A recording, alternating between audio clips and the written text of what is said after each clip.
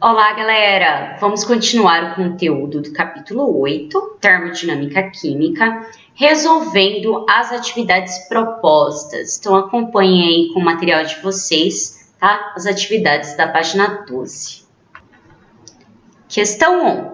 A entalpia é, item A energia interna do sistema, item B, uma função de estado expressa matematicamente como H igual a Q mais W, item C, sinônimo de trabalho e calor, item D, o calor trocado pelo sistema a pressão constante, e item E, o trabalho realizado pelo sistema a pressão constante. Galera, essa questão, ela quer, tá, que você dê a teoria, que você diga o conceito de entalpia. E a gente sabe que o conceito de entalpia é que a entalpia é o calor trocado pelo sistema, pode ser uma reação química, por exemplo, o nosso sistema, né?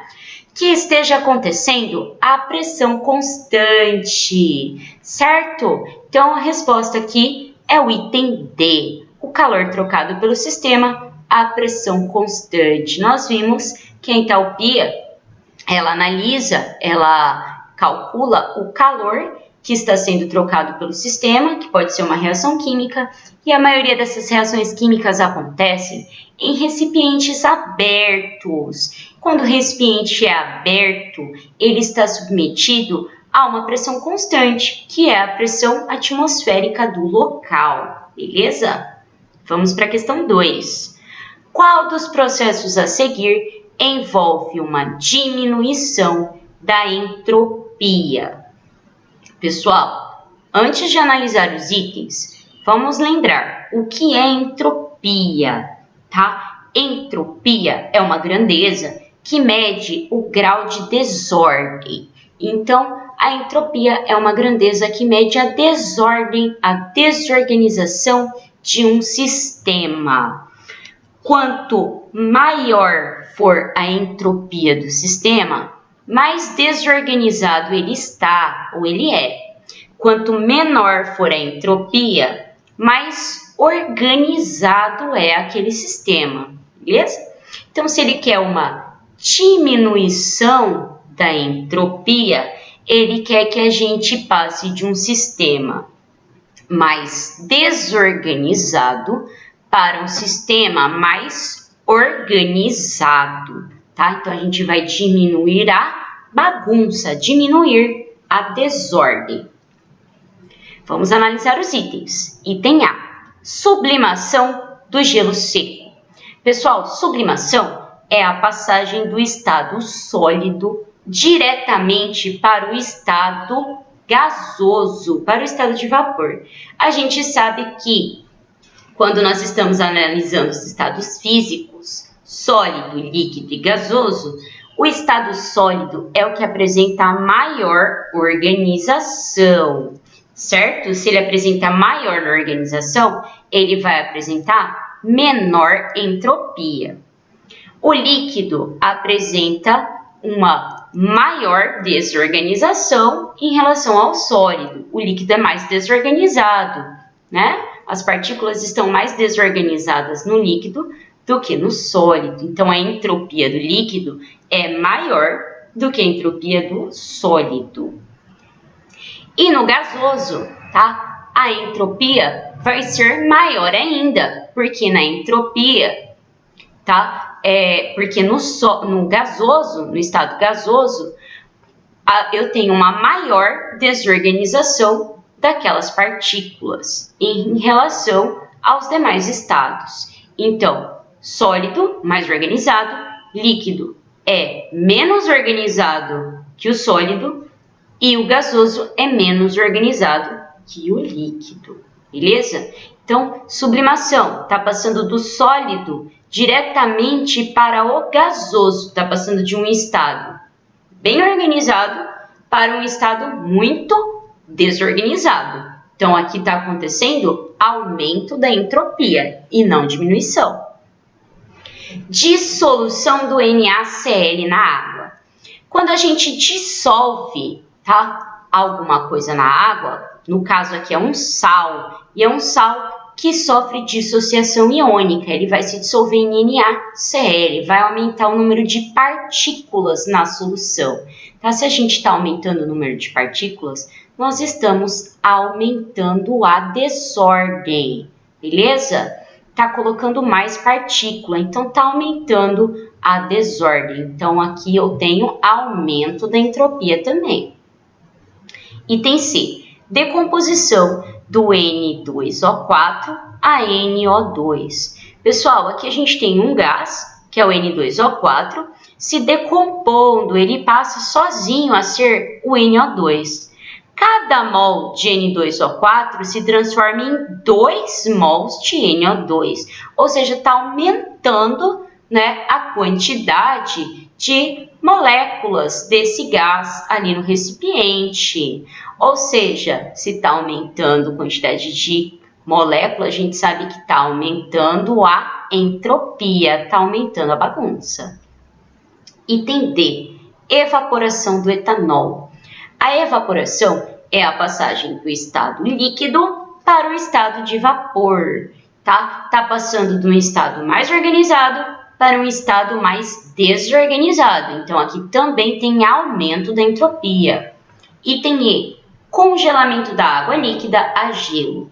Então, aqui, ó, a água está passando do estado líquido para o estado sólido. Está passando de um estado de menor organização para um estado de maior organização. Então, está diminuindo a desordem, está diminuindo a entropia. A resposta da questão 2 é o item E, certo?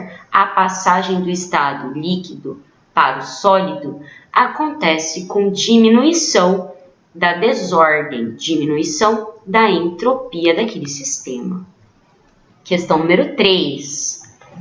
A dissolução do nitrato de amônio ocorre espontaneamente na água. Enquanto o nitrato de amônio se dissolve, a temperatura da água diminui. Quais são os sinais de ΔH, ΔS e ΔG para esse processo? Pessoal, ele está dando as informações para a gente que vai fazer a gente poder saber qual vai ser o sinal do ΔH, que é a variação da entalpia, do ΔS, que é a variação da entropia, e do ΔG, que é a variação da energia livre de Gibbs. Vamos analisar um por um, começando pelo ΔH. Ele falou que esse sal, né, o nitrato de amônio, quando ele se dissolve, ele faz a temperatura da água diminuir.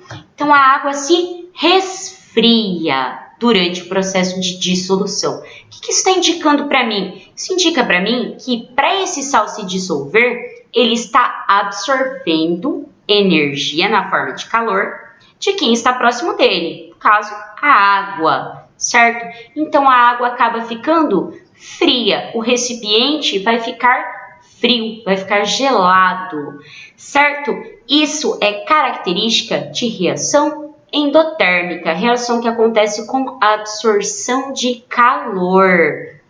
Outra característica da reação endotérmica que a gente conhece é o sinal do ΔH, né? O ΔH das reações endotérmicas é um ΔH positivo, é um ΔH maior que 0. Lembrando que esse sinal positivo está indicando o quê? Está indicando que a energia, aquela determinada quantidade de energia, está entrando no sistema, ok? Então, meu ΔH aqui, ΔH maior que 0, ΔH positivo. Em relação ao ΔS, a variação de entropia, ele está falando que é uma dissolução. Eu estou dissolvendo um sal na água e a gente já sabe que quando a gente adiciona partículas, a gente aumenta a bagunça. Se eu estou colocando mais coisa, gente, vai ficar mais bagunçado, tá? Então, os processos de dissolução, eles vêm acompanhados de um ΔS, uma variação de entropia, de desordem, positiva, tá? Maior que 0, porque eu estou adicionando partículas e estou assim aumentando a desordem daquele sistema. Em relação ao ΔG, a energia livre de Gibbs? Ele fala para mim que a dissolução do nitrato de amônio ocorre espontaneamente na água. E a gente já sabe que o ΔG é um dado que fala para a gente, né, sobre a espontaneidade de uma reação ou não. O que caracteriza uma reação espontânea é ter um ΔG negativo, ΔG menor que zero, tá? Então, se essa reação é espontânea, ela tem que ter um ΔG menor que zero, beleza? Então, a resposta fica positivo, positivo, negativo, ou seja, maior que zero, menor que zero. A resposta aqui é o item D. ΔH maior que zero, ΔS maior que zero e ΔG menor que zero, beleza? A gente vai para a questão 7 agora, que é uma questão de análise de gráfico. Considere o seguinte gráfico. Temos um gráfico aqui que tem a entalpia H, né? Está mostrando o H, que é a entalpia, e o caminho reacional. Aqui pode ser o tempo, né? Que essa reação está levando para acontecer. Então, ó, no início, tempo zero, a gente tem reagentes. Depois que a reação acontece, a gente tem produtos. Então, eu tenho A2 gasoso mais B2 gasoso, formando 2AB gasoso. Isso está acontecendo, ó, com uma variação do H, uma variação de calor, ok? Vamos ver o que ele quer da gente aqui. De acordo com o gráfico, indique a opção que completa, respectivamente, as lacunas da frase a seguir. A variação da entalpia, ΔH, é... Então, ele quer saber o ΔH. A reação é... Ele quer saber se essa reação é, de acordo com o ΔH, exotérmica ou endotérmica. Porque se processa com... O que está acontecendo com o calor nas reações? Nessa reação, o calor está sendo absorvido ou está sendo liberado? De acordo com o ΔH e com o tipo de reação que eu falei. Então, vamos analisar. Como é que a gente analisa esse gráfico? A gente analisa da seguinte forma. No início, nós temos os reagentes A e B. E eles têm essa determinada quantidade de calor aqui, tem essa entalpia. Após a reação química, os meus produtos têm essa outra quantidade de calor aqui, tem essa outra entalpia, que neste caso é menor que a entalpia dos reagentes, ó, que está embaixo. Então, está indicando para mim, ó, que a entalpia dos meus produtos é menor que a entalpia dos meus reagentes. Se ela é menor, gente, é porque durante a reação química, para a reação química acontecer, teve que acontecer liberação de energia. Que quantidade de energia? Essa quantidade aqui, ó, que é o ΔH, beleza? Então, ó, a variação da entalpia, ΔH, é... Pessoal, se está liberando energia, se eu conseguir perceber que está liberando, reações que liberam energia são reações que a gente chama de exotérmica, né? Calor para fora. Característica da reação exotérmica é possuir ΔH negativo, menor que zero.